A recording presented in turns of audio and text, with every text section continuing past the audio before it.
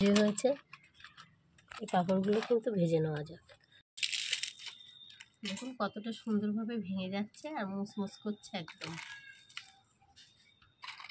খেয়ে কিন্তু আপনাদের বন্ধুরা বাড়িতে নিয়ে চ্যানেলে স্বাগতম। অন্যদিনের নতুন আজও চলে এসেছি আমাদের কাছে নতুন একটা রেসিপি নিয়ে। আর আজ কিন্তু আমি বানাবো বেঁচে থাকা সাবু দিয়ে কিভাবে পাঁপড় তৈরি করে দেখানো যায়। আর এই আমার সাবুগুলো কিন্তু বেশ অল্প কিছুটাই সাবু ছিল, সেটা বেঁচে গিয়েছিল, তাই দিয়ে আমি বেশ অনেকটাই পাঁপড় বানিয়েছি। আর এই পাঁপড়টা আমি কীভাবে বানিয়েছি চলুন দেখে নেওয়া যাক। দেখুন বন্ধুরা, আগের দিনে কিন্তু উপোসে আমার হাফ বাটি সাবু বেঁচে গিয়েছিল। সেই ভিজানো সাবুটা নিয়ে নিলাম আর এর সাথে কিন্তু দিয়ে দেবো 1 বাটি মতন চালের গুঁড়ো। আগে প্রথমে ঠান্ডা জলে কিন্তু চালের গুঁড়োটা আমি গুলে নিলাম, তারপরে কিন্তু সাবুদানাগুলো দিয়ে দিলাম, দিয়ে পরিমাণ মতন জল দিয়ে দেবো। পরিমাণ মতন জল দিয়ে দিলাম আর দিয়ে দেবো পরিমাণ মতন লবণ। এখানে আমি 1 চামচ মতন লবণ দিয়েছি। আর একটু টেস্ট আনার জন্য কিন্তু 1 চামচ জোয়ান দিয়ে দিয়েছি। দেখুন একটু বেশ ফুটে উঠেছে, একটু ঘনত্বও ভাব চলে এসেছে। এর ভিতরে কিন্তু আমি একটু চিলি ফ্লেক্স দেবো, তাহলে কিন্তু পাঁপড়টা ভাজার সময় ঝাল ঝাল লাগবে, পাঁপড়টা কিন্তু দারুণ টেস্ট হবে। দেখুন ব্যাটারটা কিন্তু আমার একদম রেডি হয়ে গেছে। এবার কিন্তু ঠান্ডা হলে আরও বসে যাবে, আর কিন্তু আমি এখানে ফোটাবো না। এবার কিন্তু সরাসরি ছাদে চলে যাব রোদ্দুরে দেওয়ার জন্য।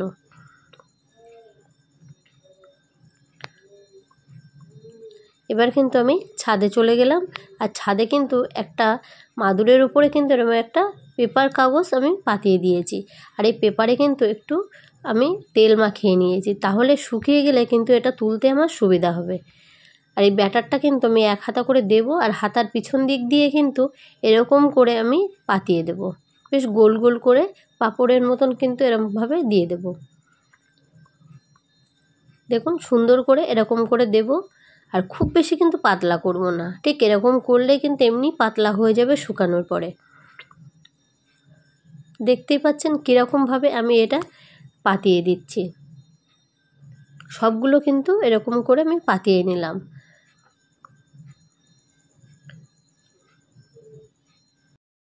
দেখুন বন্ধুরা, পাঁপড়গুলো একদম কিন্তু শুকিয়ে গেছে।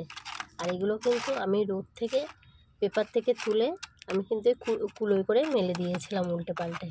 আর এটা কিন্তু আমি 2 দিন ধরে শুকিয়ে নিয়েছি, একদিনে কিন্তু আমার শুকায়নি। দেখতে পাচ্ছেন একদম কিন্তু শুকিয়ে গেছে। এখানে যে আমি চিলি ফ্লেক্স আর জোয়ানগুলো দিয়েছিলাম, দেখুন কতটা সুন্দর লাগছে। আর এগুলো কিন্তু ভাজা করলে আরও কিন্তু খেতে দারুণ টেস্ট লাগবে। তা চলুন এগুলো ভেজে নেওয়া যাক।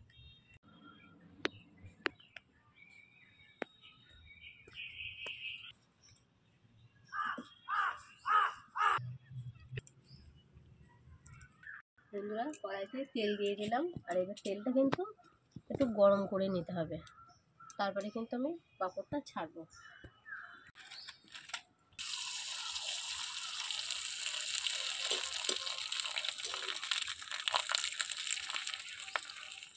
দেখুন বন্ধুরা, বেশ অনেকটাই করে কিন্তু ফুলছে।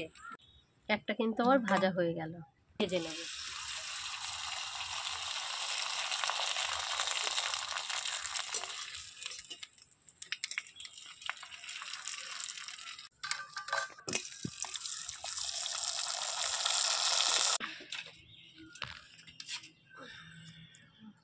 সাবু আর 1 বাটি চালের গুঁড়ো দিয়ে কিন্তু আমার বেশ অনেকটাই পাঁপড় তৈরি হয়ে গেছে।